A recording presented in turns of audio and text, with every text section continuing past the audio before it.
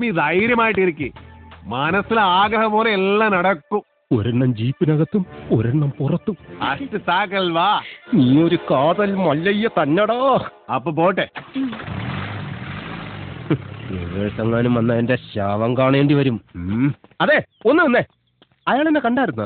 പിന്നെ കണ്ടോന്നോ? കണ്ടല്ലേ? ആ, ഞങ്ങള് കാര്യവും പറഞ്ഞു. എന്തു പറഞ്ഞു? ഇനി മേലിൽ പ്രൊട്ടക്ഷൻ എന്നും പറഞ്ഞ് പുറകെ നടന്ന് തന്റെ മുട്ടുകാൽ തല്ലിയൊടിക്കുന്ന മല്ലയെ പറഞ്ഞിരിക്കുന്നത്.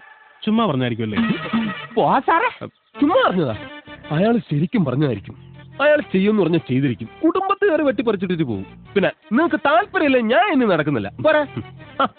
ഭയങ്കര ചിരിയങ്ങളെയൊക്കെ ആയിരുന്നല്ലോ നിങ്ങൾ തമ്മിൽ. അത്രയ്ക്ക് അടുപ്പാ? നല്ല അടുപ്പാ. ഇനി വല്ല പ്രേമവും മറ്റാണോ?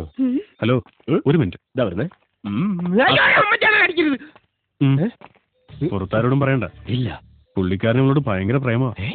ആ, കാട്ടാപ്പിള്ളി കല്യാണം ഒഴിവ് പറഞ്ഞില്ലെങ്കിൽ കാട്ടാപ്പിള്ളിയെ തട്ടിക്കളയുന്ന മല്ലയെ പറഞ്ഞിരിക്കുന്നത്.